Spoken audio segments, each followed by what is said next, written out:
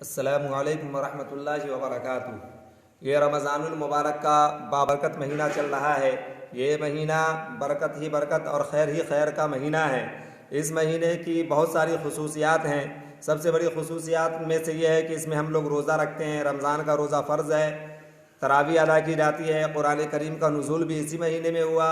اسی مہینے کے اندر شب قدر ہے۔ یہ سب اس مہینے کی جو خصوصیات میں شامل ہیں۔